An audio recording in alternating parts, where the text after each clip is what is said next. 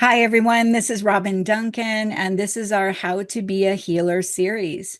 And today we are on module 1.3. So the first module actually has three parts. If you recall that first module, we covered how to spiritually prepare to be a healer. And the second module was about how to mentally and emotionally prepare. And today we will cover how to physically and financially prepare. So I hope you enjoy it. I'll go ahead and open up my PowerPoint and we will get started. Here we are with the How to Be a Healer series. This first module is all about preparing to be a healer. I like to start out with a story. I call it Diary of a Healer. I will have many journal entries, but they will be audio because that way I get to recall how it felt and the things that happened and share it firsthand. And these are my unedited stories, so I don't always know where it's going to go. But I would love to share those experiences with you that really helped me to gain confidence, learn how to listen to my higher guidance, and let things flow through me more easily. This particular diary entry is called My First Hypnosis Workshop. At this point in time, I had already gone through my own training to be a certified professional hypnotherapist. I loved the training. I loved everything about it. I found that I experienced so much personal healing during that class. I believe it was about 10 days, and it was 10 back-to-back days. So it was an intensive at the time, and boy, was it intense. So when you start learning techniques to quiet your mind, to turn inward, to re-engage with your higher consciousness, you can certainly get to some answers that you may not have ever realized before. So that's what I like to use hypnotherapy for. I don't use it for stage work. I don't make people do silly things on stage. I just help people to quiet their mind using induction techniques. And then as their mind is quiet, their brain waves slow down. The analytical mind gets out of the way, and then they are able to really go back to different experiences, maybe in childhood, maybe before, and they zero in on experiences that they are still troubled by. And we can reframe those experiences and help people to really pull up and out of chronic pain and physical challenges and stress and all kinds of things. So, hypnotherapy is a wonderful tool. I happen to combine it with EFT, emotional freedom techniques, which is kind of rare from what I've noticed. In fact, I don't know other schools that teach it other than the one I went to and the one that I offer. But it's really great to apply EFT or the tapping as the practitioner, tapping on your client for them while they are in a deep state of hypnosis, as I'm sure Pat can attest to because she's been through so many of those classes. It just feels wonderful to be in that deep state and you have another person tapping very gently, lightly on the body as you're going through and releasing from an old, maybe difficult experience. And you can just feel all of it leaving your body. And anyway, it's a wonderful experience. So I just learned how to do those things and I was feeling pretty confident. So I decided I would get out there and try to share my skills, maybe rustle up a few new clients. I didn't really know how to do that. I didn't have a class like this. That's why I'm offering it to you. I went ahead and scheduled myself to do my first hypnosis workshop. And to tell you the truth, I was very nervous. I did not know how to do hypnosis in a group situation. I only knew how to do it one-on-one. So again, I'm already thinking, what happens if somebody goes into hypnosis and they start to have an emotional reaction? And what if this person does, and then that person does, and then that person does, and there's only one of me? And I had all kinds of stress and anxiety going into this workshop. But I went ahead and prayed. And what I've learned after thousands of times is God will never put you in a situation you cannot handle. Now, some of these stories I share, I was thinking, I hope I don't scare people away because they're pretty dramatic. And I think it's because I'm okay with that. I want you to know that if you're not okay with a dramatic experience with a client, you're not going to have one. God doesn't want you to be unsuccessful so that you stop and never do this again. So keep that gauge in your mind. By the time I became a hypnotherapist, I had already been a CFO of a $135 million company. I had 3,000 employees underneath me. I had to make a lot of hard decisions. I've had to make a lot of hard conversations. I've had to really walk through some very challenging white knuckle meetings and make presentations I did not want to make and things like that. So when you see what I'm sharing with you, I don't want that to worry you about yourself. I think God knew that I was willing to kind of lob myself into some different situations, and I was okay with that, at least to an extent. But I still was a little scared and I didn't know what would happen.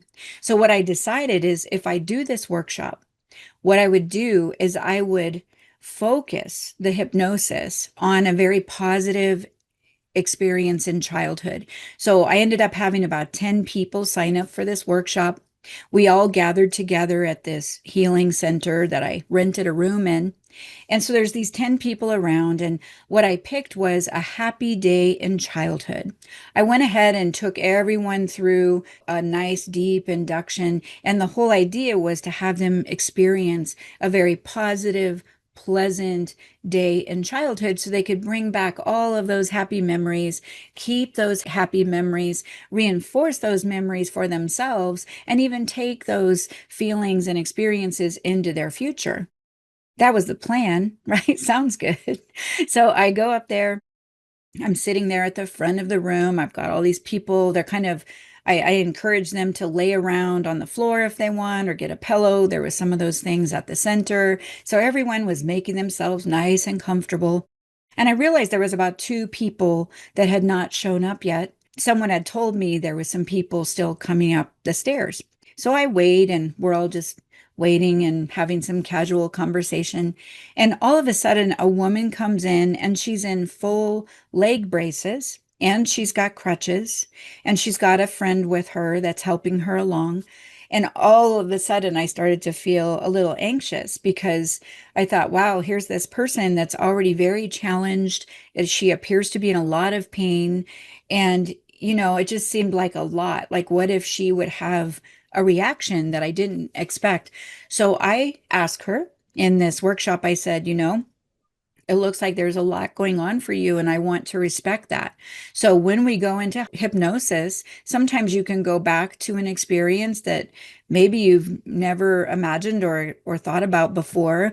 And, I just want to know, are you okay with that? Because you have a lot going on right now, and I'll certainly do my best to help you move up and out of that experience. It's always for healing, it's always for a good purpose. But do I have your permission to proceed for you and on your behalf so that, if things come up that you didn't expect, I certainly don't want to, put you in a more stressful situation. And she said, absolutely, yes, no problem at all. She said, I've been through it all, no problem. I said, all right. And I remember her friend told me, oh, by the way, she might have a seizure while we're in the hypnosis. And I'm thinking, okay, a seizure. I had never experienced anyone having a seizure. I know they do. I've seen them from a distance. I had never been the person to manage that seizure. So right away, I had a decision I had to make. I didn't want to send them away, but I said, how likely is it that you'll have a seizure? And she said, I have them fairly frequently. And I said to her friend, do you know what to do if she has a seizure? She says, yes. And then I asked the other people in the group, are you all okay if she happens to have a seizure? Her friend knows what to do. I'll do my best to help. Is everybody here okay with that? And everyone was like, yes, absolutely. So fortunately, I had a room full of really wonderful people. So we go ahead and get started. I do my induction techniques. The whole point is to help your mind slow way down and start to access experiences from the past without your, I call it your guard dog at the fence.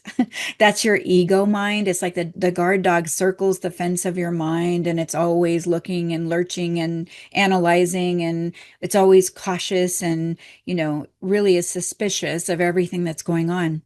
So with hypnosis, we can quiet down the guard dog at the fence. It's kind of like throwing him a piece of meat, and he kind of goes off for a while and gets out of our way. And then we can just get into the experience. I go ahead and lead everyone through. I say, let's go back to a happy day in childhood, a time when you felt so good. It was one of your favorite days, a day you thought you would never forget.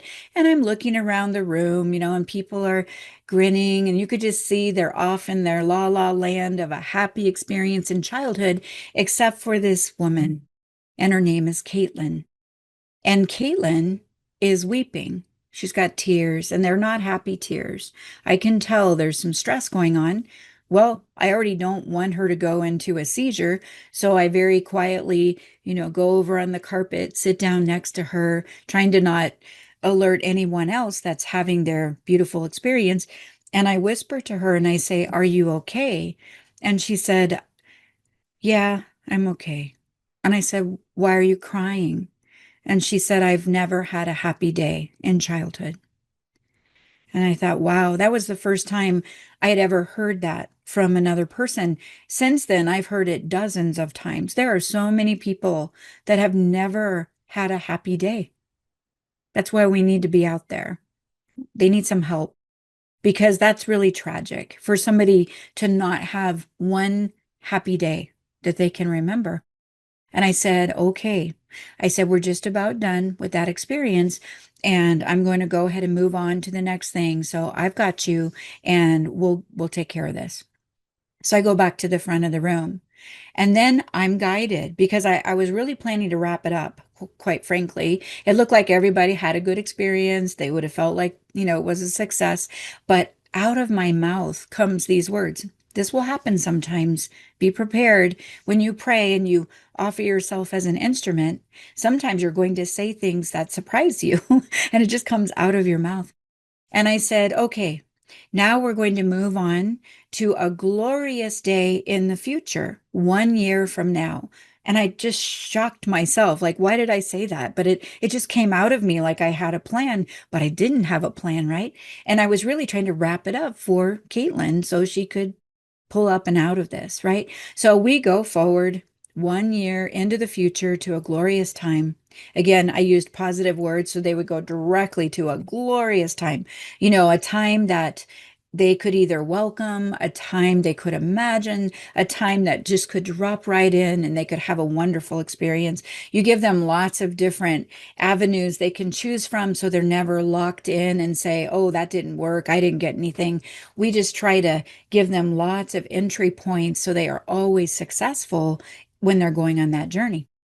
All of a sudden, I look over at Caitlin and now she's really weeping. And I thought, oh my goodness, what's going on here? So I very gently get back over there. I get down on the floor with her and I'm whispering to her. And I said, what's going on? And she said, I won't be here 1 year from now. And I said, oh, okay. I said, we're just about to wrap up and I'll do everything I can to help. So I go ahead and I wrap it up. And while I'm wrapping it up, I'm thinking she won't be here. I was thinking, wow, she must have a diagnosis or an incurable illness. She must have some diagnosis of 6 weeks, 6 months. I couldn't imagine what she was referring to other than that. We finish, everyone shares some of their experiences. It was great. It was a great success for everybody else. And then at the very end, everybody leaves except Caitlin and her friend.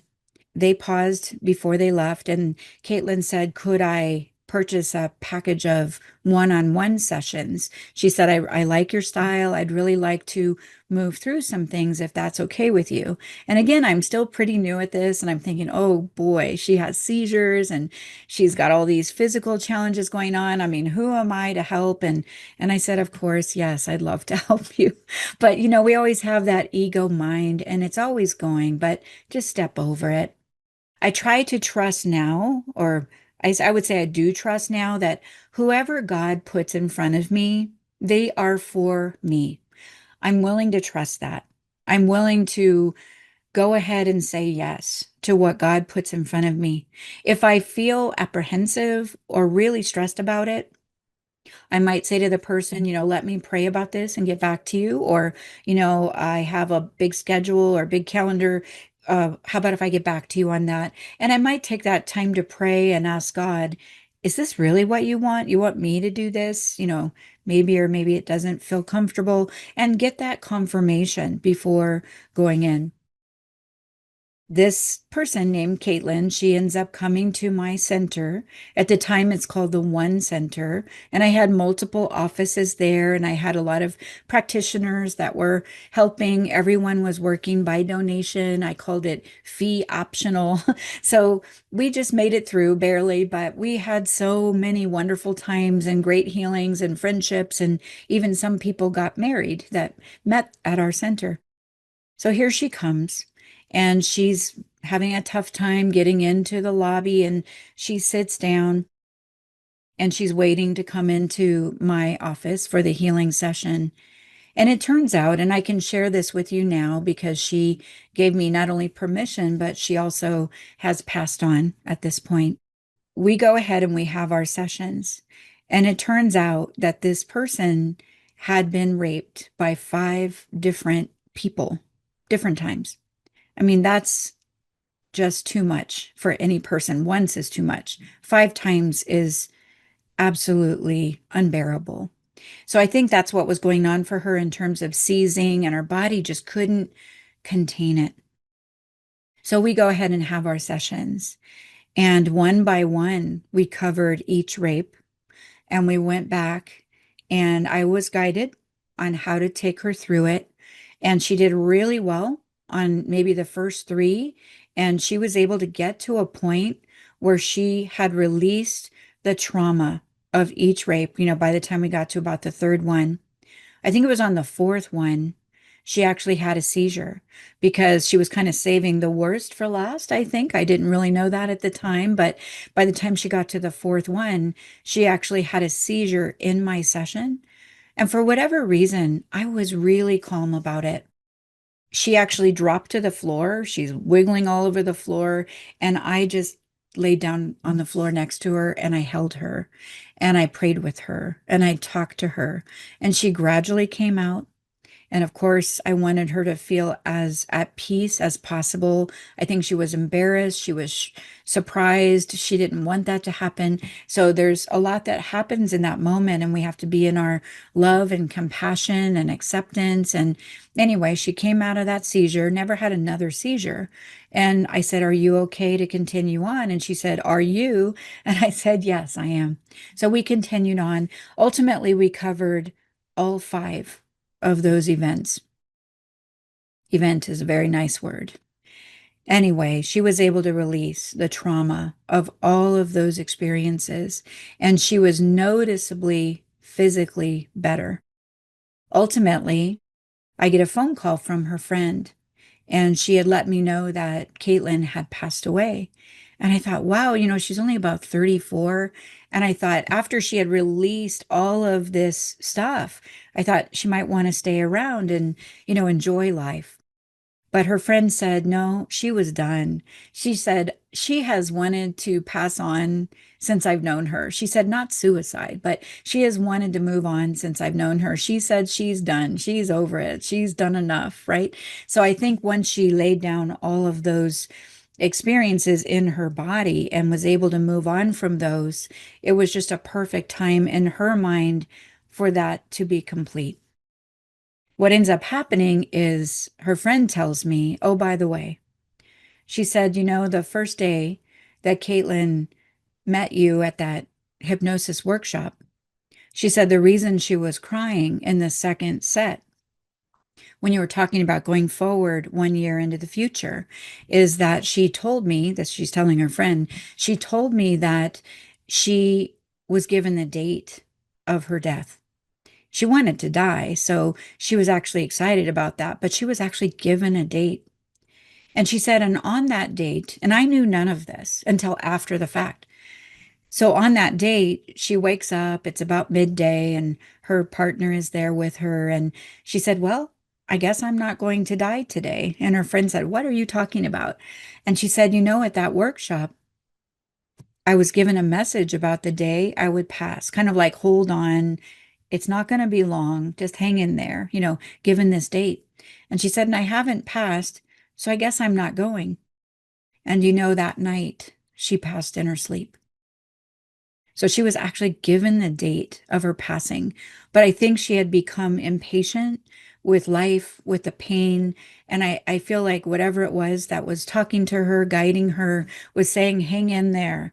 Let's get some of this stuff off of you so that you can leave without it. But what I wanted to share is that her friend said that the very first day when she came to my office in a private way, she sat in the lobby and she wrote a poem, and I wanted to share that with you. When I went to Caitlin's funeral service, I was given a plaque. This is the plaque. I know it's hard to read, but her friend expressed that this waterfall was a waterfall that they had gone to together and they both just fell in love with it. And then this is the poem that Caitlin had written before we ever met privately, just while she's sitting in the corner of my entryway and waiting for a private session. I went ahead and wrote it out for you, and it just touched me so deeply. These are not things I typically share, but I think it helps you to see what goes on, what happens behind the scenes. And every time I read it, I well up. So here we go. The One Journey. And remember, the name of my center is the One Center, or it was. She says, I am going on a journey deep down into my heart. My wish is that we'll find pieces broken apart. My hope is that I can trust and begin to heal, that I don't operate in fear every time I feel. When the student is ready, the teacher will appear.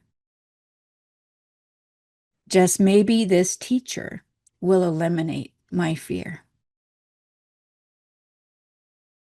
There you have it. One of the most amazing experiences I've probably ever had, even since I've had many. That's why I'm sharing these journal entries in my audio diary. But that one really was something. And it showed me that just in a willingness to show up when you're not very experienced. I've seen amazing things happen for my students and my graduates when they're not very experienced. That's usually when the biggest things happen because they don't know how to anticipate against them. And so they just start showing up. I learned that if I would be willing and just show up and be God's instrument and be brave and be courageous, I realized what could be done even in such a simple situation such as this. And you remember the last time when I did the EFT workshop, kind of did the same thing and just said, God, use this time, use me, use this experience, this workshop for your purpose, according to your will. And then I go thinking it's going to be one thing, and it ends up being all about 9/11 and the fear that came after, and the woman that had actually lost her son in the towers. I had no idea. I couldn't have planned for that. If I thought that was coming, I might have headed for the hills, thinking I couldn't handle it. God will never give you something you cannot handle. In this case, I could, just barely. I prayed a lot. I was guided, and it worked out, and it always does. Today, we are talking about preparing physically to be a healer. If you are a healer, or you are thinking about becoming a healer, a practitioner, a caregiver, or a medical support provider, the first thing you must do physically to prepare is to determine the format for your healing sessions. Will you conduct your sessions in person, by phone, on Zoom, or some other online platform? Let's start with in-person healing sessions. First, determine if you will be meeting people out of your home or outside of your home in an office setting. Next, Begin with prayer and ask to be guided to the ideal office setting that will bless everyone involved. Always include everyone, right from the landlord to you, to your customers, your clients, your patients, to the other people in the building, because you want a nice quiet place. You want cooperative tenants. You want people that like you, like what you do. So only God can arrange these things. Make room in your mind and leave time to be guided. If you don't get an answer in 1 minute, that's okay. You may not. In fact, I tend to pray about things, and then I might get the answer when I wake up the next morning. I might get an answer when I'm blow drying my hair. I might get an answer when I'm taking a shower. It's always when you're doing something very relaxing, very familiar. You're not overcomplicating things in your mind. And then here comes this guidance that you know is not yours because it wasn't a thought that you had or even something that you knew. As you search for this office, follow the peaceful and compelling nudges that you receive. If you are not sure that you are hearing correctly, ask again, pray again, and then wait until you have that peaceful, compelling feeling before you move forward. Determine how much you feel comfortable paying for rent and try not to put yourself into a place of fear or anxiety. Now, that being said, let's say you think, well, I don't want to pay more than 300 or 500 or whatever that figure is. That doesn't mean that you should only look at places that charge 300. It means you're going to look at everything and see what's available, and you're still going to follow the prompts. It could be that you end up looking at a place for rent that's 750 and you would like to pay no more than 300, but you just feel really strongly nudged to go and look at this place. And you might find that the landlord needs healing as well. And so maybe they'd like to do a trade for the other, $450, and you can pay 300. And now if you do one session a month, they're happy with that. And you've got yourself a $750 office, and you might be required to do one session a month. So be open. Try to not limit yourself as you go through this process. And you can apply these same principles if you're buying a new house or moving into a new neighborhood. It's all the same thing. Think about what you would like to pay that's reasonable, affordable, what you can do, but certainly don't limit yourself as you go shopping. If you feel you cannot afford much at all, a lot of people are in that situation. Go back into prayer and ask for the details, the resources, and what to do next. You could write it down on a tablet. Dear God, I'd like to go into healing work, but I have no resources. But you are my resources and you have resources. So I ask you, how will I do this? How will I pay for it? And what needs to happen next? I am listening only for your guidance. With love, your name and date. Put it in your prayer box. So know that your source is not you. Your source is not your clients. Your source is not your savings. Your source is God. So keep going back to that original source so that you never run dry. Do not decide against yourself. We've talked about this before. You might be thinking, well, I can't afford an office. I have too many bills. I don't have enough money. Try to imagine if you did have enough, if you were financially secure, if things were flowing along, what would you do? What would you like to have? Where would you go? Because those are the things that God would want for you, is that you would have a happy outcome, not one that you have pushed yourself into in the form of a box. There is no order of difficulty in miracles. Remind yourself again and again.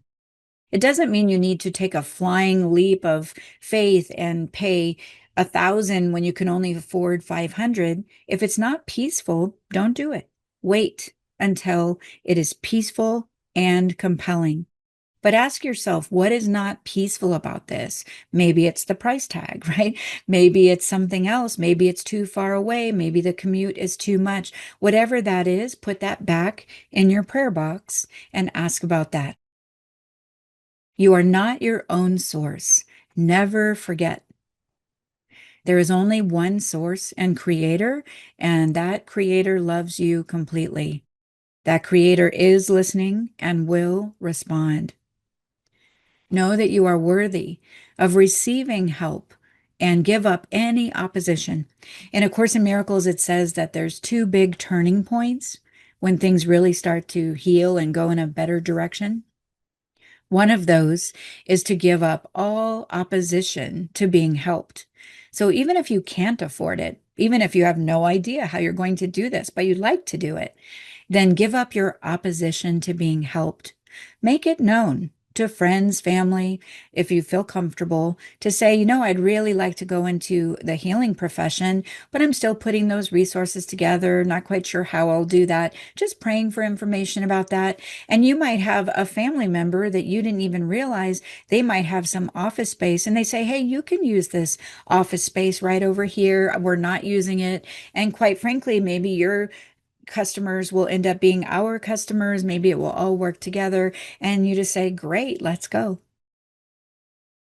Be sure to factor in the first and last month's rent and renter's insurance, as these may also be required to get started. Sometimes it's only either first or last, but sometimes it's both.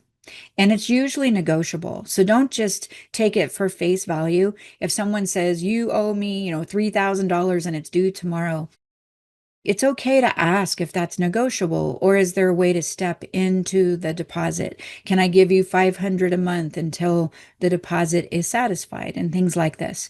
I've done that many times. I've stepped in to situations many times and it worked out just fine. You may also need to cover utilities. Sometimes it comes with your rent, but not always. You might need to buy those furnishings. Sometimes they're provided, sometimes they're not. And of course, your office supplies. I carried business insurance for a while, yet I stopped many years ago as I realized that all of my healing techniques are non-invasive. It means that there's very little risk of something physically going wrong, or someone having an ab reaction, or running out of the room in trauma or with an injury. So I ended up discontinuing my own insurance, and I had no reports of negative side effects or reactions. This was my personal decision, and I'm willing to bear the risk. You are going to have to decide for yourself if you are going to have business insurance or not, and if you are willing to bear the risk yourself.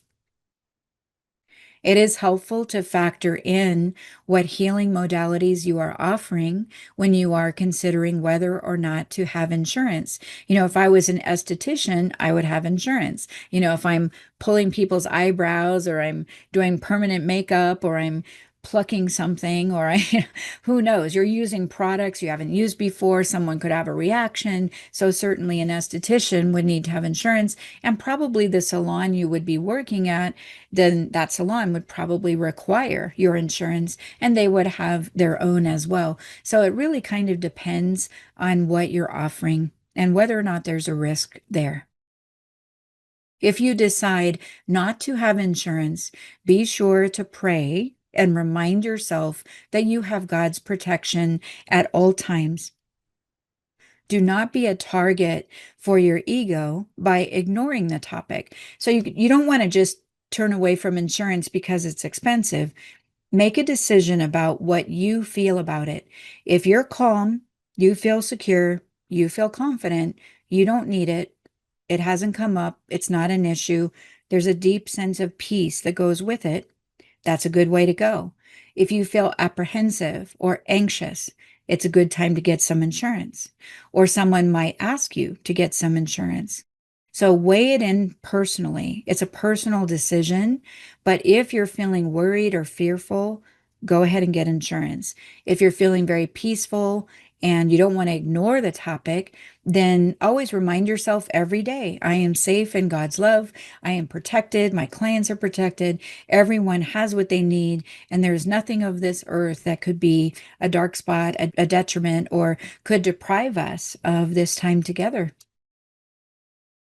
Some office complexes may require you to have insurance, so be sure to read the fine print when you're signing that lease document.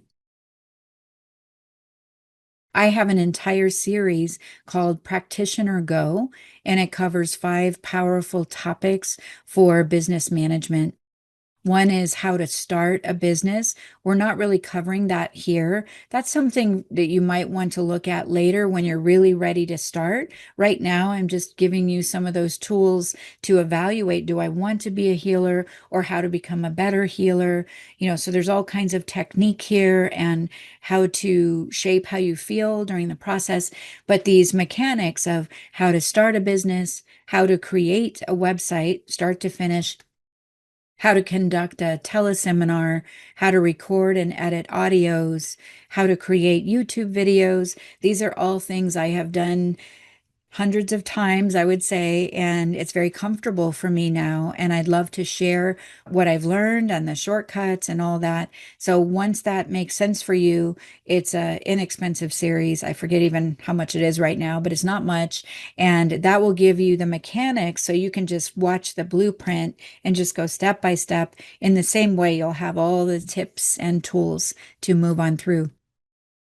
For the How to Be a Healer series, we will stay focused on how to be a successful healer.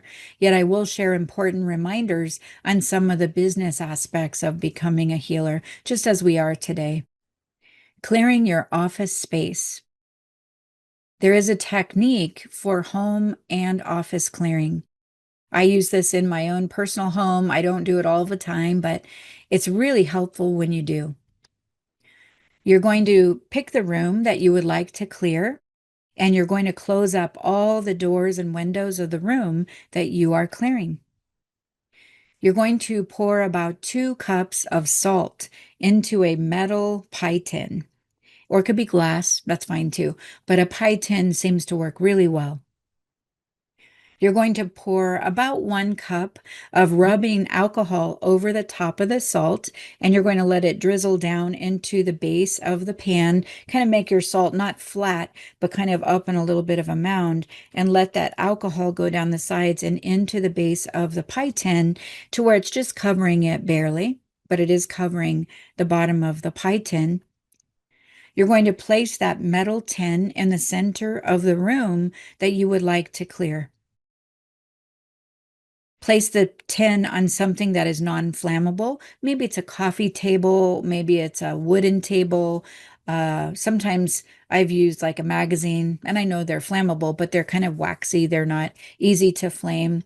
I don't want you to worry about setting anything on fire. It's a very low level blaze that we're going to start here, but it makes sense to put your pie tin on something that would not add to your own anxiety. You're going to take a match, or you could use one of those lighter wands. You could use a long matchstick, and you're going to strike it and light the alcohol that's in the bottom of that pie tin. It's going to light immediately, but it's going to be a low level flame. Don't worry about it. Keep your hair back, don't get your eyebrows in there. It's not going to go up like a foot or anything. It's going to light about this much. It's going to fill the bottom of that pie tin. Again, you're not going to have a 1/4 inch or a 1/2 inch of alcohol. It's just enough to coat the bottom of the pie tin and also be over the top of the salt. So you're going to light that alcohol and just let it burn. And what it's going to do is it's going to burn itself out. And then you're going to leave the room and you're going to peek inside. You can just open the door, peek inside a few times, check on it's doing fine. And you're just going to let those flames burn out.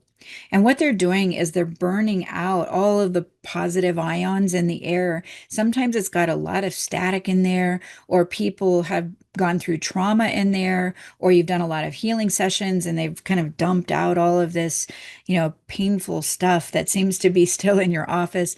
After you do a big healing session, it could be that your office just feels thick and kind of mucky, so this is a great thing to use whenever you're feeling that your office just needs a nice clearing.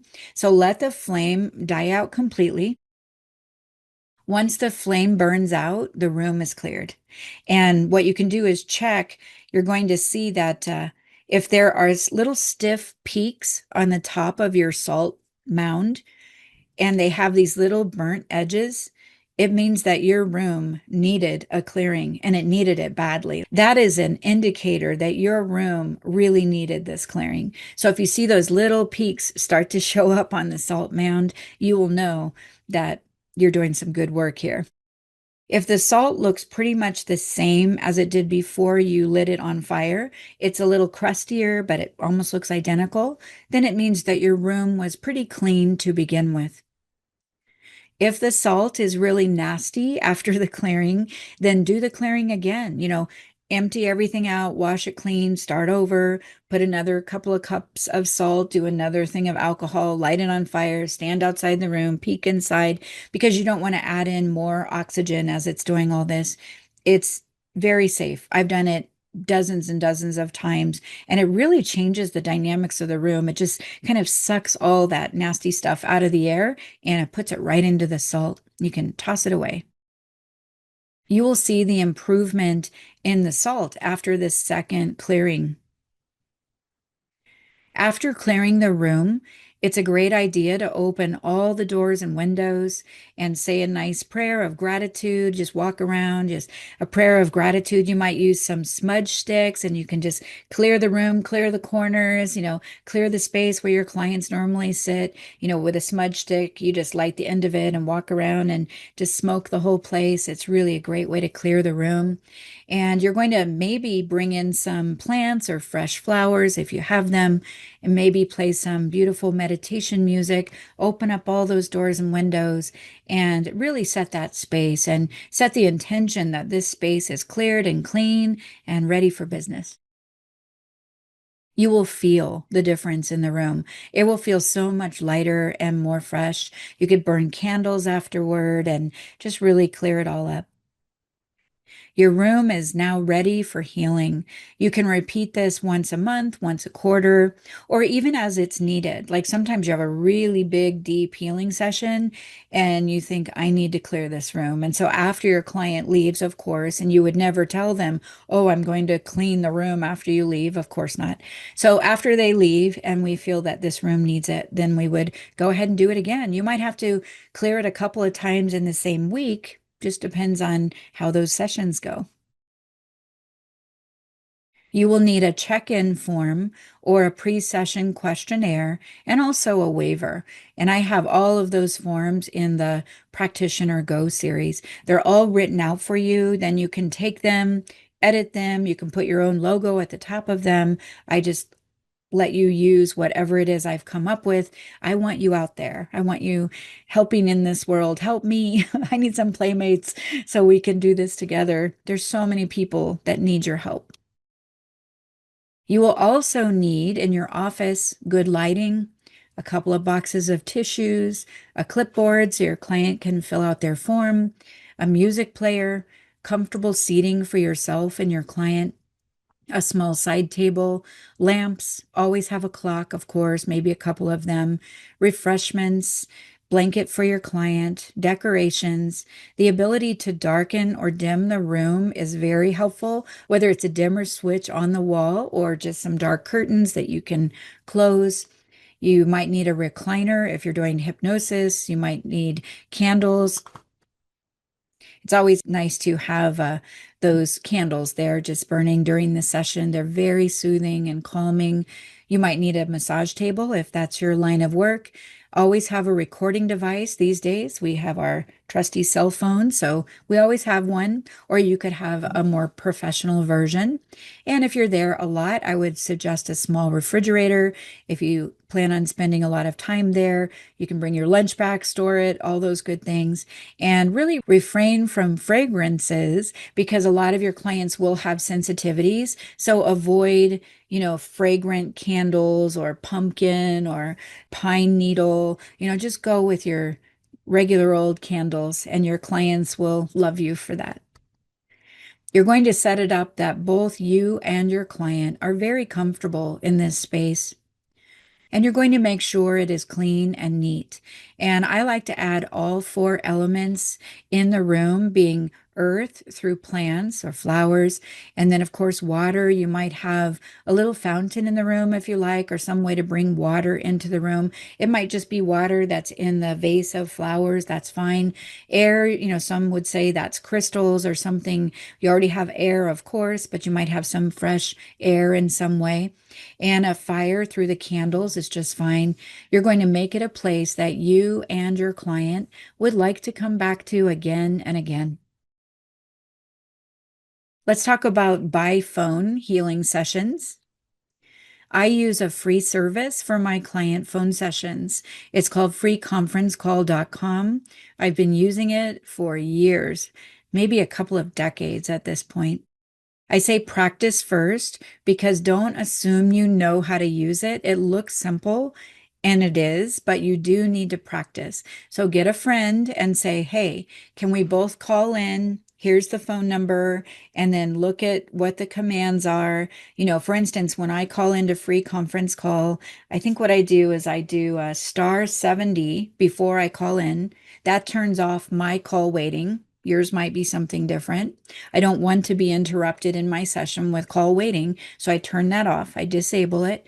And then when I call in, there's a command, I think it's star 8, which turns off the entry and exit tones. If I'm talking to more than one person, that's really important because I could be doing my presentation and you hear ding, ding, ding. And every time somebody comes into the room, your conference call is going to get a bell to let everyone know someone has entered. So we have to turn those off.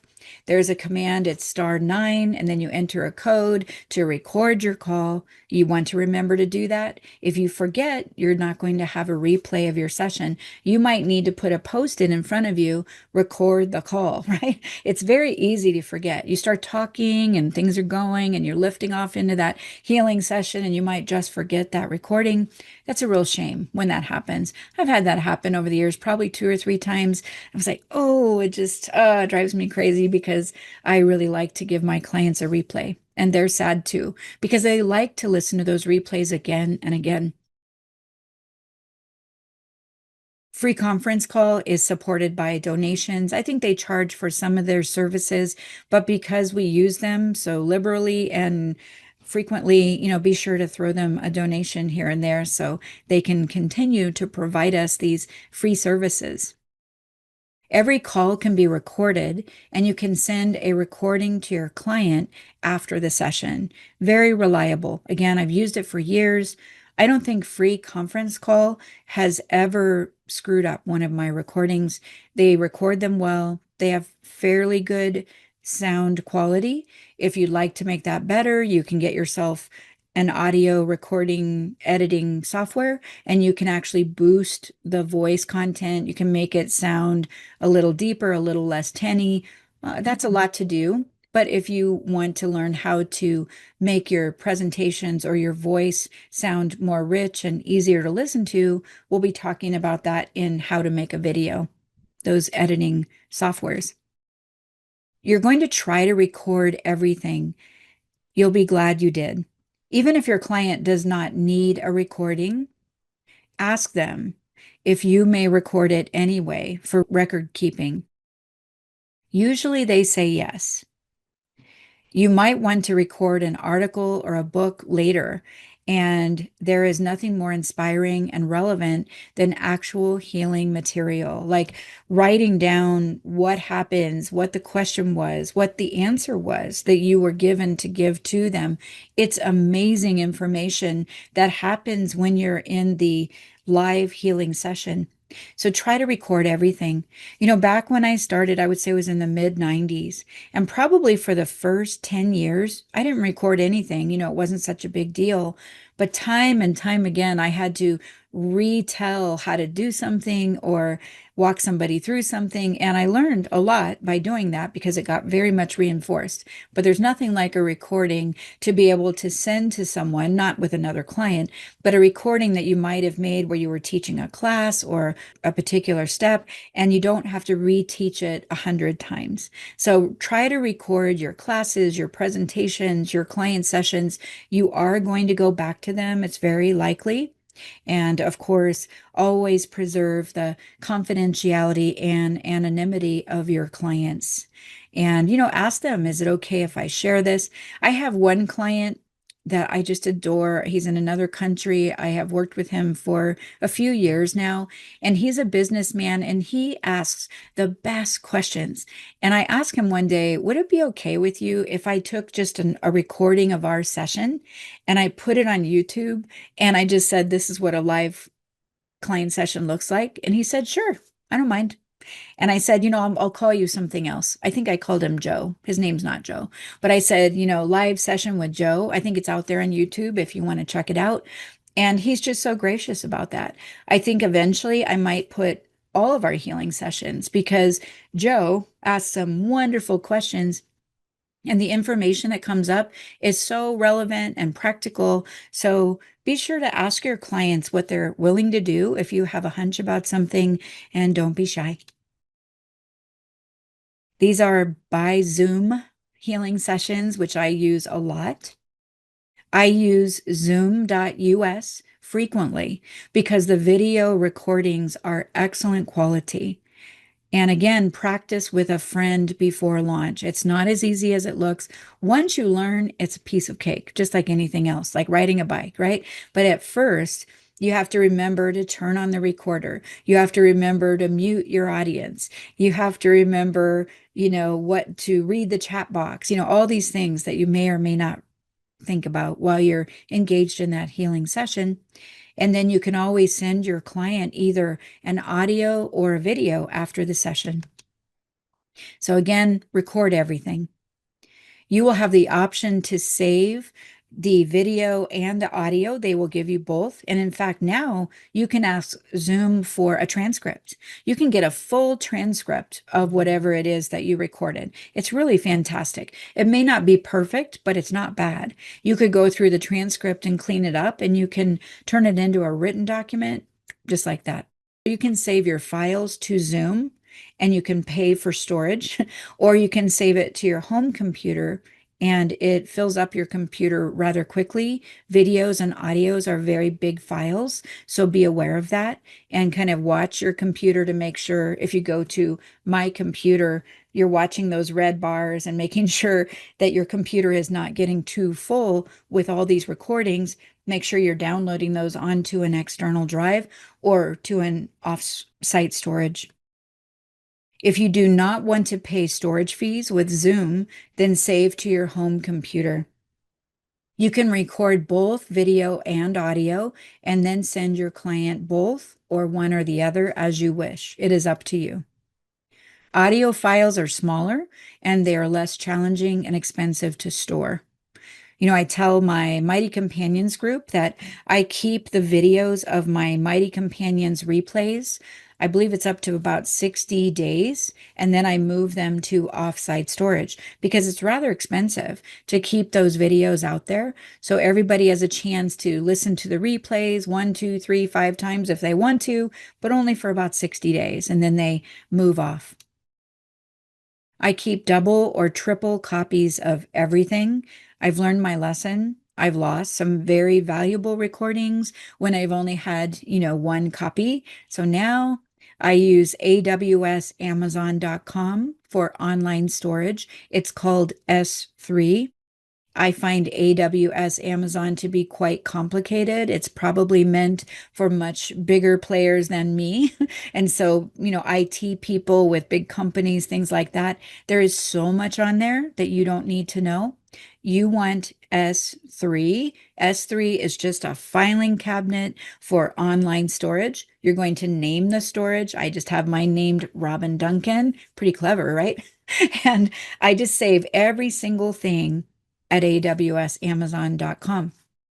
One thing I did early on is I put a couple of initials at the front of each file because I needed to categorize them. The reason this is important is your online storage facility gives you like one big bucket to put everything in. So if you just name something and you toss it in the bucket, Amazon is not very good with their search box. Like if you type in part of what you remember it being called, it will not bring it up. It has to be exact. It has to have capitals or lowercase. It has to be an exact piece of, and it has to be the front part of that file, or you'll never find it. I have thousands of files between all my healing materials and private sessions and all the rest classes. So what I encourage you to do, which I did not write down on this slide, when you're saving on online storage, give it a couple of initials at first, like this series. When I save a file, you might even see the file name at the top when you open up a file. It'll start with HH and then space dash space, and then how to be a healer, space dash space, and then maybe preparing to be a healer, space dash space, and then module 1.1. And I try to really label everything very uniformly. So module 1 shows up and then module 2 right underneath and module 3 right underneath. But the HH has saved my life because if I didn't give it a category, my sound therapy is ST and my meditation music is MM. You see what I'm saying here? So give it a category because then all I have to do, say I'm looking for a particular PDF from this series. I don't have to look through thousands of files or rack my brain on whatever I called it. And what did I call it? Oh my goodness. What I have to do is go to the search box, type in capital H, hit enter, and all of my How to Be a Healer series files are magically in front of me. Keep that in mind. Don't forget, you will need it. I also save to an external drive and also on my home computer. Not everything on my home computer because, again, it will eat up space, but have an external drive. They are very cheap these days. You can buy a 1 or 2 terabyte external drive for, I don't know, $50, and it will last you so long. But be sure to download those files, get those off your computer because they do eat up a lot of room. Now let's talk about preparing financially. Do not wait to be a healer until after you can afford to be a healer. Sounds kind of funny, right? You would think, I should wait until I can afford it. No, no, no, you must not wait. Otherwise, your ego will never let it happen. It will keep you broke the rest of your life. If you're planning on waiting until you have enough money, you'll be waiting a long time. God has your back. It is time to learn how to trust. If you are low on income or resources, you can become a healer part-time. You can still have your day job. You can offer sessions for free or by donation while you are honing your skills. You don't have to. I just found that to take a lot of pressure off myself because I could say to people, oh, would you like to do a practice session with me? And then I could see the results and I could see how it goes and I could see how that guidance would flow through me. And it was very encouraging, very confidence building. And then when I did start charging, it really felt right. And it felt like I was giving something of great value, and I never felt uncomfortable about that. Be sure to collect client testimonials as much as possible, even in your very first practice sessions. If they say, wow, I feel so much better, they might be coming out of a session with you. You could say, I'm so glad you're feeling better. Would it be okay if I write that down, what you experienced? Because I'm trying to collect information about what people experience so I can tell other people what to experience. Would it be okay if I write down what you just said? I hope. And they usually say, yes, of course. And then always ask, is it okay to use your name or would you prefer that I don't? Some people are getting healing sessions and nobody knows and they don't want people to know. So you might need to use their first name and one initial of their last name. You might need to change their name into something else and make sure the testimonial is pure and accurate. Discuss with your client what they are comfortable with in terms of what you are going to be putting out there. Ask your clients and your practice clients if it would be okay for you to use their name and testimonial in your marketing materials. And it's even okay if you write down what they said. Just be accurate and be honest and make sure you're collecting these testimonials. It's so helpful when other people can read what's going on in a session, what they can expect. They might even see themselves in one of your clients and think, oh my gosh, this is exactly the place I need to go. God is leading them, but we'll use signs and symbols and testimonials so people will know who to go to. I had one man tell me that he came to me because the moment he saw my picture on my brochure, he didn't even know what the brochure said, but he got a very strong message he was supposed to work with me. He said he just looked at the phone number and called, but he just got this idea just straight from my picture. If your client is uncomfortable about the testimonials, you might suggest changing their name in the testimonial for confidentiality. You might see if they'll give you permission to do it differently. What is the average cost of a healing session? There is no exact science or measurement. Be sure to charge what you feel very comfortable with. In other words, you are guilt-free. You can say, this is what I charge, and this feels good to me, and you feel it all through your body. If you're trying to charge something more than what you feel comfortable with, you are going to subconsciously detour or repel your clients. Here are my estimates. I can't say I'm perfectly accurate, but over the years, these are the ranges based on the experience of the therapist. Hypnotherapy, when you're first starting, you might charge $75 or $100. You might do it for free with a practice client. You might charge $150. It's fine. But whatever you decide, make sure you feel good about it in terms of your experiences or when you experienced hypnotherapy and what it did for you. So you're not just going in trying to make money. It really has to make sense for everyone involved. And a hypnotherapy session in general lasts about 1 to 2 hours. So you need to plan accordingly when you're setting up your schedule. When I put available time slots on my automated scheduler, I always space them, 2 hours and then a space in between and then another 2 hours. So make sure you're scheduling out your time so that you get a break and you have time to rest and restore. Past life regression sessions, they take longer, they are deeper, and quite frankly, if you are looking for something like that in terms of for yourself, I really suggest you go to someone that is experienced because past life regression, as I tell my students and graduates, we never go back for entertainment. A lot of people think, oh, that's so fun. I could find out what I was in another lifetime. Well, you certainly do. But what you find out very quickly is that your higher consciousness is always going to seize that moment for healing. So you are going to have people going back in time, usually to a time of loss or trauma or fear or anxiety, or their house is burning down, or they're being outcast from the village. I had one person doing a session, one of my brand new students, they were trying hypnotherapy for the first time, and they're rattling their papers and they're reading their notes. And, it's all a messy process at the beginning. And the client's laid out on my couch and she's practicing with this client. The client goes deeply into hypnosis because the techniques work very well. The client goes into hypnosis and all of a sudden starts to go into stress. And my student is asking the client, what's wrong? What's happening? And what happened is the client is experiencing themselves as a Viking, with the big horns and the big, furry outfit or uniform, whatever it is.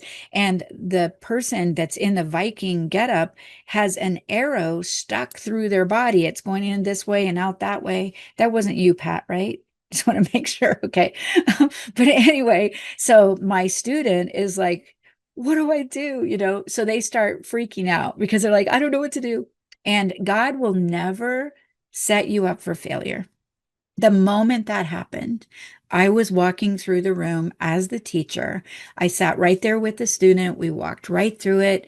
And what happened is when the client came back, they had chronic shoulder pain in their shoulder since birth. They could never remember a time when they did not have it. Once we removed the arrow, we did surgery in hypnosis. You can do anything in hypnosis. Your client is highly suggestible. So we did a nice surgery. We took out the arrow. We put in all kinds of anesthesia so that they would have that wound healed. We brought in divine healing, divine light. We healed up that wound real nice, got their whole body back in good working order. When they came back from the session, no more chronic pain, completely gone. And that was a student that had never done this before, even though a lot happened, and it's happened many times, but it's always when the person is supported in the process. I've never had one situation with my students where they just got kind of thrown off a cliff and they were out there thrashing around and they couldn't figure out what. They always came back feeling confident and even more confident with each session. EFT, emotional freedom techniques, you might want to do just that session all by itself. And I would say maybe 75. You could start at 50, all the way up to 150. Generally, it's going to last about an hour. If you have time and the person has been through a lot, you'd like to clear a lot, that could easily turn into 2 hours. Life coaching. I do spiritual life coaching and mentoring based on A Course in Miracles. And that session might run $75 up to $300. I offer packages. I've had a lot of experience at this. So I come into the session, really feeling confident and capable. I have a great reliance on my higher consciousness at this point. So I will end up charging at the higher end of that range. But I like to offer packages because then I can bring that price down and it works for everyone. Those coaching sessions last about 1 to 2 hours. Sound therapy and voice analysis. I would say at a minimum, if you're just getting a voice chart, and I might give you a free sound therapy CD to get you started, that's about $100. That can go up to $200 if somebody is wanting to do sound therapy healing or clearing, or they want a lot of interpretation or something else. So that's the range. If you're doing guided meditation and visualization, again, I would say 75 to 200 per session, 1 to 2 hours, probably more like 1, unless you're doing a deep guided meditation. Sometimes you're gathering information from your clients. And in my classes, I always have you customize and personalize the guided meditation script right to your client. So if they're coming in, maybe they have a presentation to do at work and they've never done one before and they are just really worried about it, and you're helping them to do guided meditation to prepare, to feel calm, to know how to quiet their mind. But we are going to make it very customized and personalized to the experience that they are concerned about, so that they are supported directly in exactly that area. So you're going to learn how to customize these guided meditation sessions, and you're going to help them visualize their happiness and success and everything going well. But sometimes it takes a full hour at the beginning to gather the information, what they're trying to do. I teach you how to flip that around into the ideal opposites, and then I give you the script so you can plug those right into the script, and voila, you've got a beautiful guided meditation to guide your client through. And that's why I say sometimes 2 hours. If it's massage, I don't offer massage, but my own experience, it's about 35 to 150 per session. It can go up to 200 or 300, especially if you have a massage therapist coming into your home. When it gets private and you might live in an outlying area, it could probably be more like 300. Whatever you're doing, shop around, see what other people are offering, and try to be affordable along with everyone else. Here's some tips and suggestions. You're going to start training in a healing modality that interests you and start practicing as soon as possible. Don't wait till you're done. It doesn't mean go out and put yourself in a position where you're not trained, but practice the things you've learned.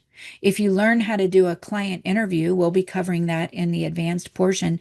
When you learn how to do a client interview and you've got a whole bunch of questions in front of you to pick from, then go out and practice with a friend and say, is it all right if I interview you and we do a mock interview? And, your cousin, your brother, somebody will say yes, right? And you can practice that interview. And if you do that 2 or 3 times, then the first time you have a paying client, you realize you're going to feel really, really confident and ready.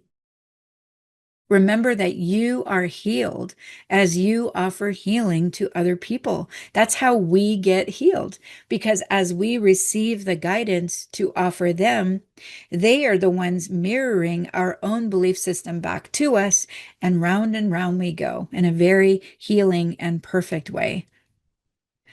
God is the healer, and you are the instrument. So never put the pressure on yourself. Be open to accepting payments in a large variety of forms. I didn't know this at first, and so I had 1 or 2 ways that people could pay me. I think at first it was just cash and checks, and that's great. But somebody would whip out a credit card, and I would think, oh, I don't have a credit card processor. It takes a little time to set these things up, but not much. And you will be very happy you did. So make sure you have lots of options. You might be doing a free session. I personally have an agreement with Jesus that I will help anyone that he asks me to help, regardless of their ability to pay. I don't advertise that because I might just have quite the flood, and I try to, manage what I can do. But whenever I'm talking to a client and I can tell they truly need help and they've been put right there in front of me, and they say, I'll have to come back. I'll get back to you. I really want to do this, but I have to save up, or I have to do this, or I have to do that. I go ahead and offer them a session if I can. And I'll tell you, those free sessions, they end up being the most powerful, the most healing, the most enriching for you as a client. Also, the people that you offer the free sessions to, eventually they come back around, and those are people that bless you in extraordinary ways. So never be afraid to offer free work. You can only bless yourself. Sometimes you might do something by donation. You can say, just make a donation or a contribution, because you want to be careful. If you don't have a nonprofit organization, you can't really call it a donation. You might call it a contribution or a gift or a love offering. So you might say, I'm happy to do this session for a love offering. You might give a minimum. That's fine too. You might say, well, if you're on a tight budget, maybe you could do a love offering of, I don't know, $50 or more. Give them some room to, amaze you with what they can do. So you're going to note to your clients whether their donation is tax deductible or not. So it might be on your brochure, it might be on a sign in your office, but make sure they're not under the impression that you're using the word donation and they think that means tax deductible donation. So be clear about that. That's something that's just kind of the right and moral thing to do. By specific charge for service, you can note that on your brochure or website. So you're just going to say, this service costs this much, or this service is in a range. I think it's great for you to take cash, check, Zelle. I love Zelle. There's no fees for Zelle. A lot of people don't have Zelle set up yet, and I encourage them to set it up. All they have to do is go to their bank, go to the Zelle settings, set up Zelle. They're probably going to load their phone number or their email address, and they have to go to their email box and verify it, and they're in. That's it. Oh, well, they have to also hook it to their bank account, but you're already in your account anyway. It's the easiest thing. You can transfer money back and forth, and there are no fees. Venmo, there are usually fees. PayPal, there are always fees. PayPal, oh my goodness, they charge you out the wazoo. So, and credit cards can be very expensive. So encourage Zelle as much as you can. I think it's wonderful. It's my new favorite form of payment. It is wise to set up all of these portals early and get ready to receive. Don't wait until someone says, do you take MasterCard? Go ahead and get it set up. It doesn't cost a lot. You can use Square. .com, Square is a credit card processor. PayPal takes all different kinds of credit cards and even e-checks, currencies from other countries. Just last night, I had a client paying me for a 10 pack of sessions, and she's in the UK, and she was trying to use PayPal to send me a payment. When they're out of the country, sometimes it doesn't work. I've had this happen before. So I said, no problem. I went straight into PayPal. I put together an invoice, took me about 2 minutes because everything's already in there. I put a 10 pack of sessions, her email address, send, boom, off it goes. And she was able to pay me from the invoice, but she was not able to pay me just PayPal to PayPal. So these are things you need to know because otherwise you'll think, oh my gosh, how are these people going to pay me? And if they're in another country, which happens a lot. Yesterday, I worked in the morning with someone in Switzerland, and in the evening, I worked with someone in the UK. And then also through the day, I worked with someone in Hong Kong. So there's people just all over the world, and they're so lovely. So make sure you have many ways for this to work. Several years ago, I was guided to go to an advance pay structure for all of my healing and coaching sessions. This is one of the best decisions I ever made. And what that means is that when somebody buys a package from me, they actually buy the package in advance. It's paid. If somebody wants 10 sessions, they're going to get a much better price, of course. But that woman that just bought the package last night, she's paid for 10 sessions. And that's just great. We don't have to talk about money anymore. We're done. That's done. And I have what she paid me, and she's got a whole bank full of sessions just waiting for her to use when she's ready. After a wonderful healing session, the last thing you want to do is finish it by I was supposed to say talking about money. You don't want to have to talk about money right after you're in this beautiful heavenly glow of a healing experience. So try to move towards an advanced pay structure. I used to do single sessions, but I have moved away from them. As a new practitioner, you might want to offer single sessions at first until you are up and running. But now I really prefer working with longer term clients. I don't want to be the band-aid or the silver bullet that gets them to, call them down off the cliff in their mind. And, I don't want to do just those single sessions and then they come back to me 6 months later in the same trauma. I want to consolidate the learning and give them tools and help them to grow. And so the smallest package I offer is 3. I think what I have now is maybe 3, 5, and 10 sessions. I believe when I send this one out, I will send a link to my actual private coaching options list. I tell you, I'm going to show you everything. And then you can borrow from that if there's any wording that you like. I want you to have everything you need so you can get started and get paid too. Also, you will never have to follow up with clients for payments that they did not pay as they agreed. What if someone says, I'll give you $100 a month if you give me one session a month? And, maybe one time they showed up, but they didn't pay. Oh, I'll pay you tomorrow. Now they didn't pay. Now you've got to call them and talk about this $100, and who needs it? So pay in advance. That's the way to go. Having your clients pay in advance offers incentive, affordability due to package offerings, and it gets all of the money stuff done upfront. If your client bails on a package, I write in my coaching options list that they will be billed at full price for each session that they have utilized before receiving a refund as the package was not completed. So just think of this. Let's say you buy a package of 5 sessions, and I'm just making up these numbers, but say for easy math, let's say you're getting a 5-session package for $500. And really that package should cost you $1,000, let's say. So now you've done 2 sessions and you decide you need money as the client and you shouldn't have spent that $500. And so you go, hey, Robin, I'm sorry, but right now I can't really finish my package. I'm just going to leave it as is. And can you give me a refund of the $300? That's happened before, not because they're not happy with the sessions, but because they get into a financial bind and they want money to get through. So I say, sure, you'll get a refund. I go, as I mentioned in my private coaching options list, that whenever you cancel a package, you basically lose the benefit of that advance pay pricing. So what I'll have to do though is I will need to charge you full price for the 2 sessions that you used, which would be $200 per session. So you have a charge of $400. You paid $500. So I will be sending you back $100. And yes, no problem, we can cancel your package.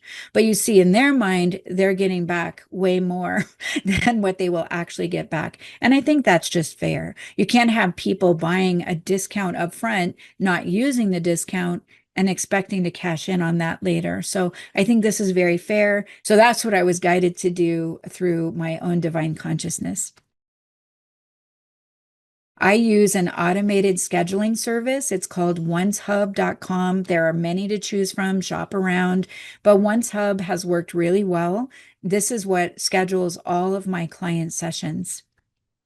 Plan on a full day to set up the service. Who knew, right? It shouldn't take that long. The reason it takes so long to set it up is, first of all, it's not intuitive. You kind of have to look at how it works. You're probably going to have to call them. They're very, very good at telling you how to do it, but it's not a logical process. You're going to have to set up what you want to say in the email that your client receives when they go to set up a session. You're going to have to set up the wording in the reminders that your client is going to get. I attach my pre-session questionnaire to the initial email. And so you're going to have to come up with that and attach it to the email. And you're going to have to load that in. You're going to have a thank you email at the end and have all the wording for that. And you're going to have to set up the time that you are available. You're going to have recurring time slots. For instance, I might say, which is what I do say, I am available mostly Tuesdays and Wednesdays. I make all kinds of exceptions, but on my automated scheduler, it's Tuesdays and Wednesdays. So I might say I'm available between, 10 and 4. Maybe that's my last session, right? But then I go back to a tab that's called non-recurring availability. And I can go in and go, oh, this Tuesday of this week, I'm not available because I'm going to visit family. And this Tuesday of this week, I'm not available for the whole middle part of the day because I have another appointment. So you've got recurring and you've got non-recurring. So you'll get through it. It's not a problem. Their people are very good at explaining to you. Just tell them what you're trying to do.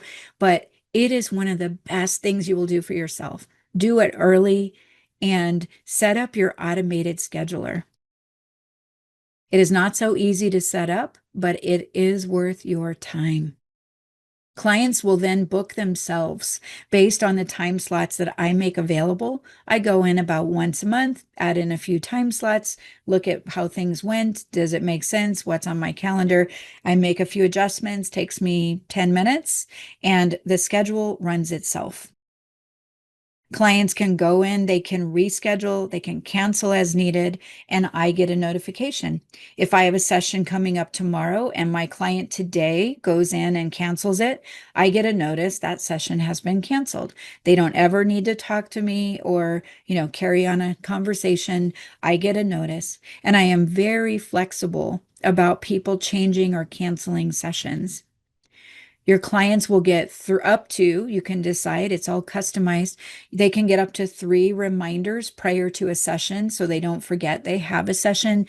I usually do 3 days before the session, 1 day before the session, and I think 15 minutes before the session. So they're getting a little ding of a reminder in their email box 3 times. And it's very rare that my clients forget a session. Sometimes they do with an emergency going on. I let my clients know that I am very flexible with them in changing or canceling their sessions as many times as they wish. Somebody could say, I would like to meet with you, Robin, Tuesday, 2 weeks from now. And they might go in and change that 20 times. I don't care. I'll get a notice. I see it. It comes and goes, comes and goes. That's fine. I say, change it as much as you want because they'll go find another opening. The system itself will make the old opening available again. I already am the one that decided on those openings, so it's fine with me. So they can go in and change, change, change. But what I do ask them is that once they're within 24 hours of the session with me, I ask that they do not reschedule or cancel their session unless it's an emergency. It still does happen, and it happens for me too. Sometimes I have to do the canceling. I find that's really helpful. It runs so smooth. Let them cancel, give them tons of flexibility. Ultimately, when they do meet with you, it's going to be at a time that they have very much agreed that this is the time I want to meet and when I will not be preoccupied. So try to be very flexible with people. Keep in mind that at this point, I have already been paid for that session. So I give them lots of liberty in that way. And to date, I have never had to charge anyone for forfeiting a session. I've had no shows before. They just forget. We all do. I don't make them pay for that. Usually it's a relief because I have so many projects. And if somebody doesn't show up, I'm like, oh, okay, I get a free hour. I love meeting with people, but it's also fun too to find out you just have a free hour. So be really flexible with that. I think you'll find your clients are relieved and always feel calm around you. If someone asks you how much you charge, be ready to answer without hesitation. So you're going to want to think about that, see what feels good, maybe call around your area, see what the rates are, and really center on a number that you're feeling good about. You might want to prepare a brochure. And there's lots of great software out there that basically prepare the brochure for you, especially with AI. You can go to Chat GPT. You could say, I would like to have this paragraph, and then it will turn it into something so much better. So, there's so many tools that we did not used to have. But it's good to have those with you. You can hand them out if you're talking about your business or what you do, even with a family member. It's great to be able to have that in your handbag or your car. Hey, I'll get that for you. And it has your phone number and your rates and what you do and what's available and some testimonials. And it's all right there. You can go on and talk about something else. Create a website that has all pertinent information and buy links if possible. Again, it's great if your clients can just go to your site, buy a session, and schedule it all in one place. Typically, right now, I have people buy from me directly because I am not working with as many private clients as I once did. I have so many projects going on. So I am very careful about who I say yes to because I want to make sure I can be available and fulfill the promise that I am putting out there. You're going to create a business card at least so people know how to contact you. You look professional, your phone number's there. So get that done. They're very inexpensive, very easy to do. Might just be your name and phone number, but it's something you can hand someone when you're out and about and they will contact you. If someone asks you how much you charge, you can say, I charge this much per session, or you can say, I charge a range like from 100 to 150, depending upon what your budget can afford. This may sound odd, yet it lets people pay what they are comfortable with. You will find that they usually lean towards the higher figure. They like when they are given an option. I think everybody does.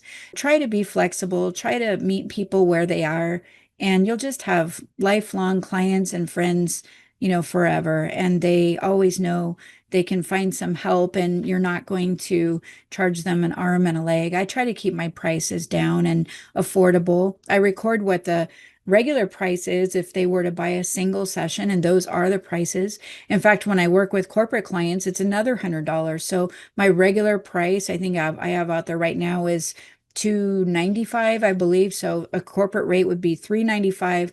But those prices can come way down when they're in a package format. Create packages where pricing can come down and you can offer deeper discounts. Here's a funny side note. I didn't know if I should share this or not, but you'll see it anyway. In my 30 years of experience, I have found that male clients tend to be more generous and oftentimes they round up or tip you for the service. I just think that's really funny because I didn't realize that at first. And I think I had so many female clients that the men that would come in, it just felt different or unfamiliar. But the men are so wonderful to work with. And so make sure you're not just limiting your business to women only, because those are usually the ones that are all into the healing and the spiritual path, but not so much anymore. There's a lot of men that are really looking to spiritually develop. Like I say, women, not so much. They'll pay what you charge, of course, but men, for some reason, they'll round up, they'll throw another 20, things like that. It's really quite nice. I think that males may be feeling awkward for asking for help in the first place. So sometimes paying you well is how they preserve their dignity at the end. That's only in their own mind, but I just think this whole thing is kind of funny. And this is just my opinion.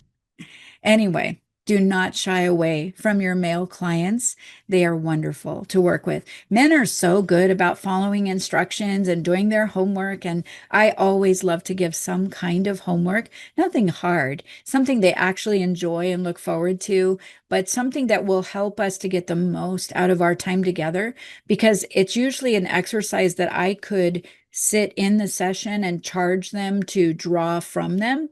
Or I say, hey, you could come up with this list of all the things in childhood that you weren't so happy about. And just bullet points, just real quick, you could say, fell off my bike at 6, or, 10 years old, I was laughed at in a reading class, or 15 years old, I couldn't find my little brother for an hour, so give me the list, and then we can dive in and we can really make the most out of our time together. And they love that. They like coming up with that. And then as we go, I can always ask for more information.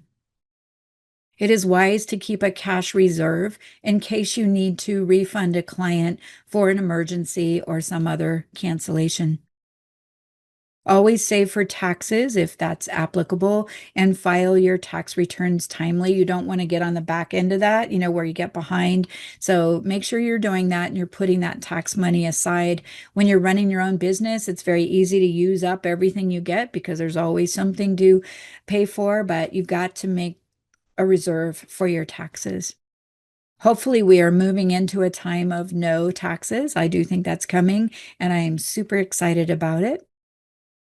If you do offer products for sale, you're going to need to file sales tax returns as well. You're going to need to go down to your State Board of Equalization, get yourself a sales tax number, and then you're going to fill out a tax return. It is very easy. In fact, they have something called a postcard tax return, and it's so fast. You could finish it in maybe 10 minutes.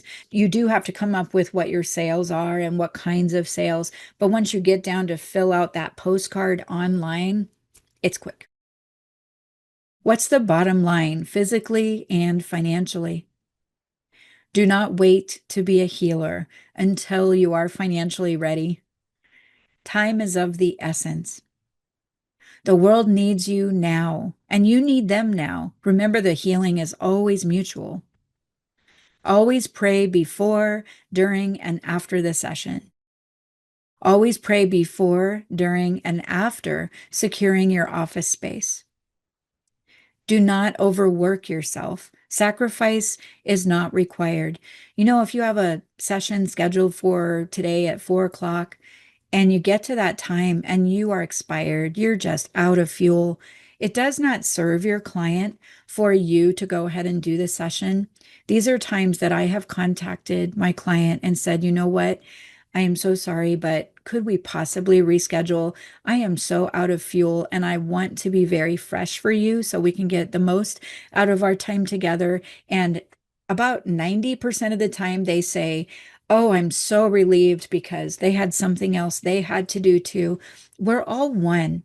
If it's not good for me, it's probably not good for them either.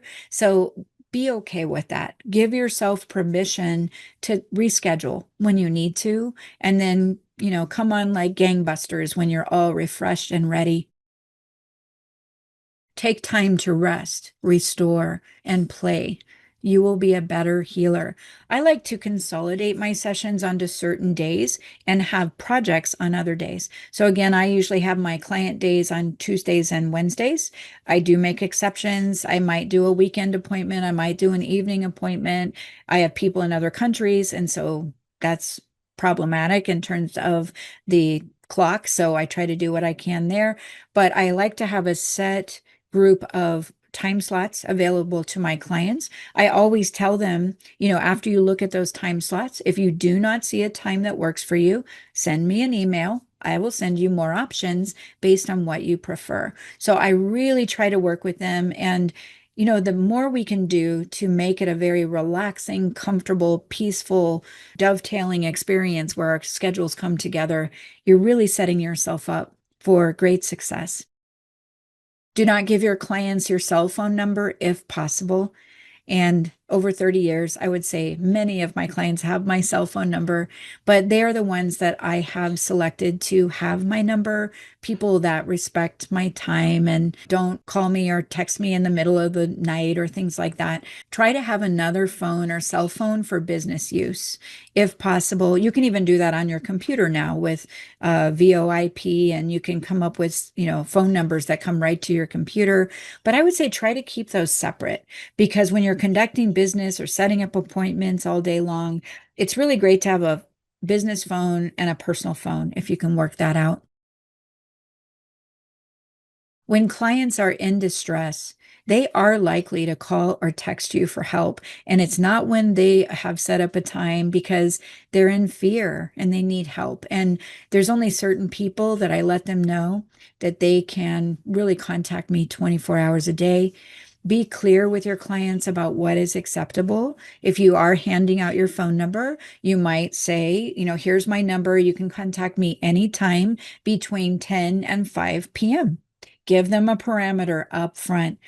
I have found that boundaries are wonderful. They're healthy boundaries. You can use this coaching package for the next 18 months, for the next year. It expires on this date. When you give people a start time or an end time, they are usually really happy to work within that. But if you leave things open, it gets problematic and people get frustrated or they feel rejected, especially when they're in a lot of pain. So try to set up what you're willing to do on the front end. I have certain clients that I do give permission to call me 24 hours a day. And of course, they always have respect for that.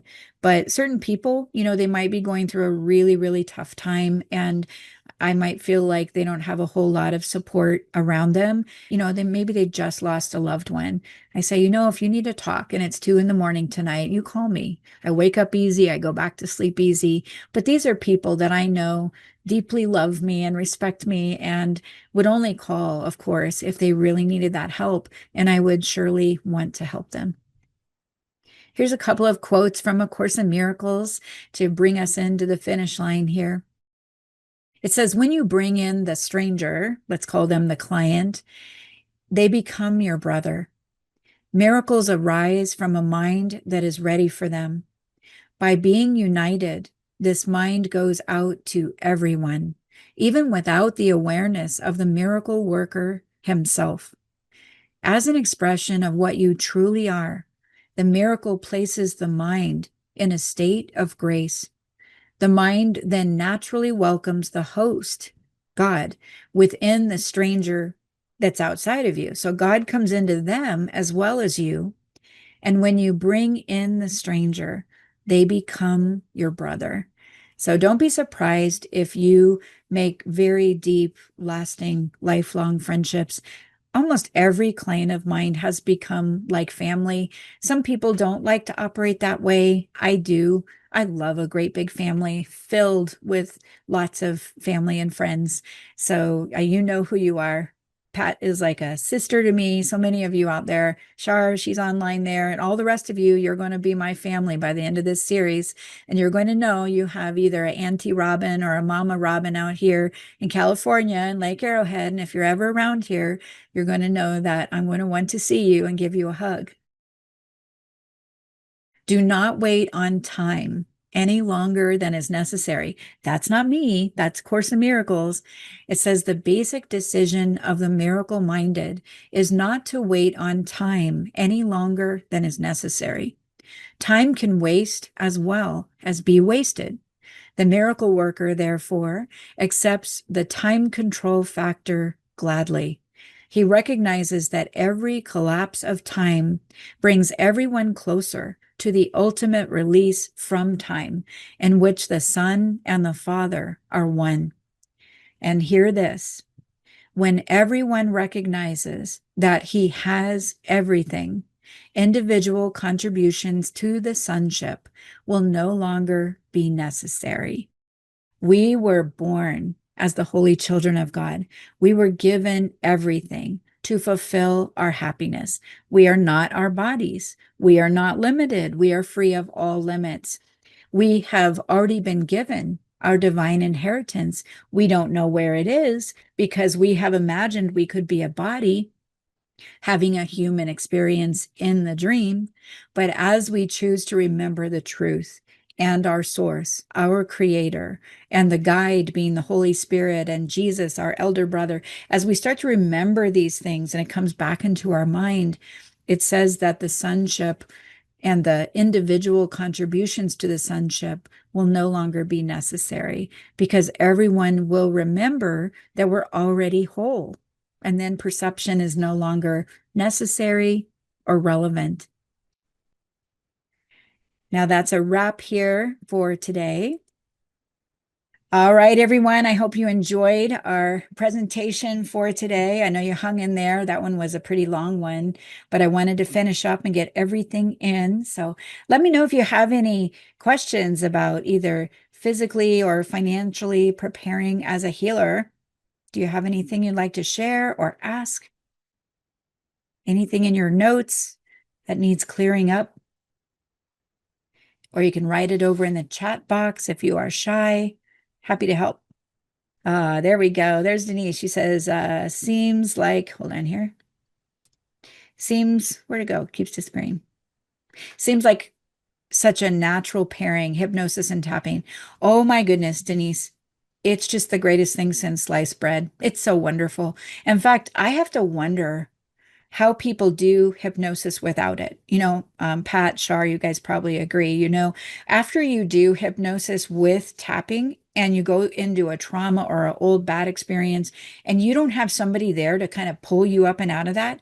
And I've had this happen to me. You come out of hypnosis and you're just mad. I went to my own teacher that taught me how to become an instructor.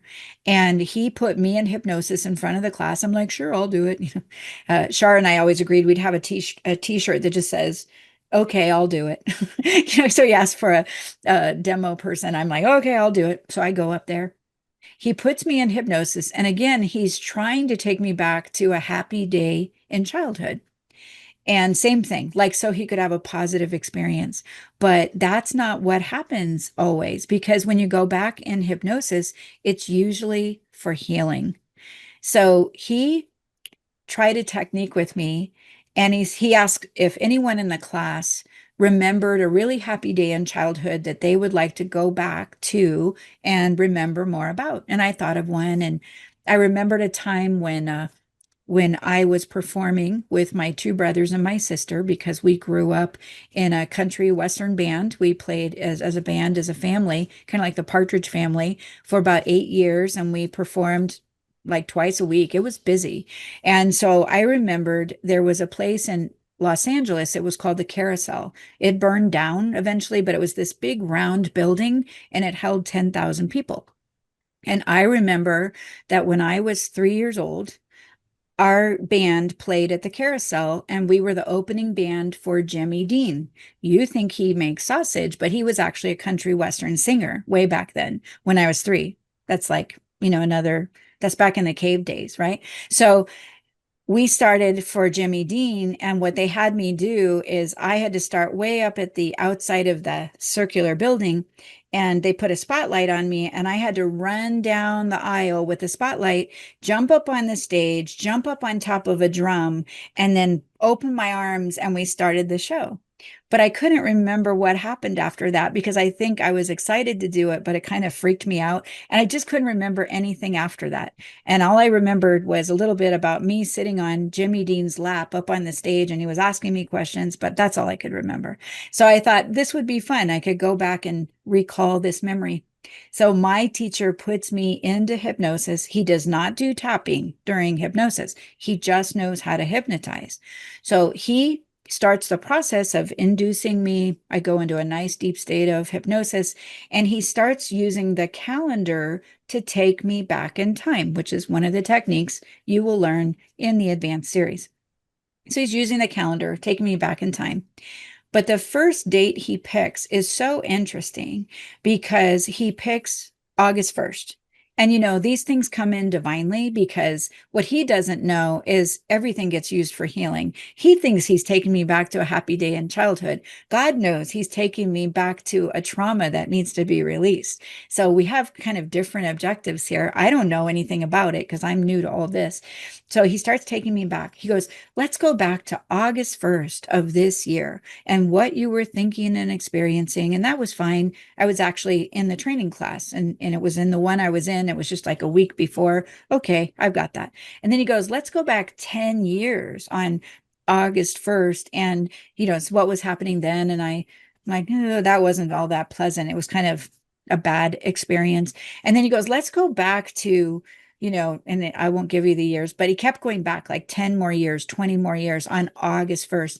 And what he didn't know is that August 1st, during one particular year, which I will not mention to preserve the dignity of others, but August 1st in my life was so traumatic during one year that it was one of the hardest experiences I went through. So now he's got me on August 1st in that year, and the tears are falling because I'm reliving it. I'm right there, and I'm reliving this terrible trauma on August 1st. And it's like 25 years before, but I remember, right? Oh, August 1st. Yeah. Okay. So I only remembered because it was right before a very important day in my life. So I'm crying, and he's not even asking me why I'm crying, which of course you're going to learn to do that. That would be the first thing you would do. So he's not asking me about that. He keeps trying to force me to go back to this happy day in childhood, and I won't go. I'm like a bulldog at this point because he's bringing up all my anger, my frustration, my pain, my suffering, and he wants me to go back and think about being 3 years old on a stage. I'm like, I don't want anything to do with it. I'm stuck. And he is trying everything to just keep me go back, and I won't go. And he said, and I'm not trying to be a difficult client, but I'm in hypnosis. And it's almost like I hit a wall that I couldn't go behind. And anyway, he just kind of brings me back and smooths it over and tries to not look like he didn't do it right or something. And I go back to the back of the room, and my friend is sitting there, and she and I had trained together. And she goes, you come with me. She takes me to the hall. She goes, what was it you were experiencing? And she taps me out in the hallway of the hotel, and she releases all of it. God bless her. And we hug and we go back in, and all was well. But you see, God knew she was there waiting to finish it. I didn't know that. And I just came out of hypnosis. I almost just wanted to slap him. I was so mad. I don't slap anybody. I don't mean that in a negative way. I'm just saying I was so angry by it because he kept taking me back to days that were very painful in my life. And he just kept stacking it on. It was like somebody burying you under rocks. And then he brings me out and basically is like, go back to your seat. And I'm just like, so I learned such a big lesson too, that we never want to do that to anybody. So for me, it's hard to imagine doing hypnosis without EFT. You must have a mechanism. Other than that, you can be very clever about reframing with God and Jesus and angels and circumstances or a grandparent. You can bring all kinds of things in to reframe, but there's nothing like EFT during hypnosis. Makes sense, Denise? It's pretty cool. You'll love it. If you haven't experienced it before, it is fantastic. So what I love about these classes, I'll finish with this, is that these are things I have wanted to write down and teach step by step for years and years.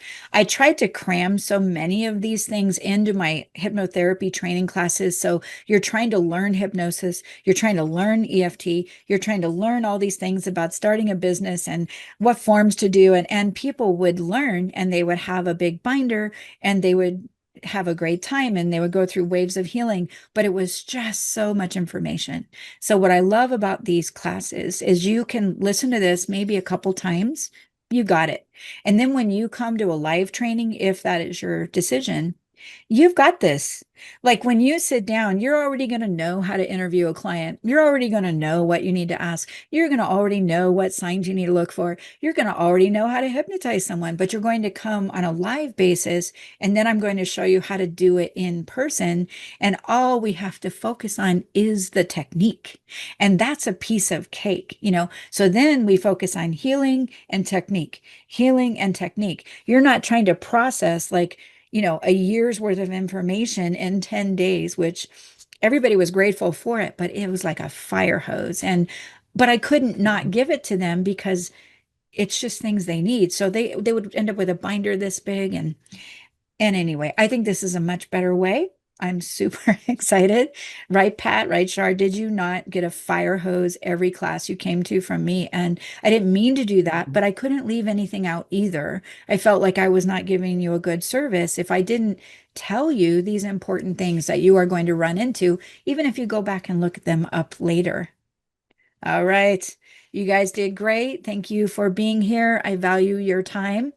And we're going to cover the basics of A Course in Miracles in our next module. And there's Shar with a question. What do you have? Hi, everyone. Hi, Robin. I didn't have Hi. a question, but I just wanted to share something that I think is very, very important. Before meeting you, I had hypnotherapy certification, and it was based on a very, very, very famous teacher. And the teacher who taught me became a mega star too. The way you bring in EFT and spiritual principles produces such deep and healing and on a quicker pace that a traditional hypnotherapy, from my experience, hasn't produced. And it is a fire hose, but it worth the time and effort. Thank you for Thank teaching you. everything that you know with such a big open heart. I so Uh, appreciate it. Thank you. Thank you Mhm. so much. You know, once you listen to these, I would suggest listening to every replay at least twice and read your PDF PowerPoint presentation twice, and you've got it. You're ready for the next one. It's not, you know, rocket science. It's just understanding these are some of the things you'll see. You don't even have to think twice about it. You'll already know, oh, yeah, I remember this happened to her and this is what she did, you know, and then you're just, phew, you can just be that instrument that's right there ready on the fly. Well, I thank you all for being here. I will see you next time. I look forward to it. Oh, Pat has a question. What do you have, Pat? Well, more than a question, is also really thanking you for your willingness to share all of this with us, You're welcome. because My it's pleasure.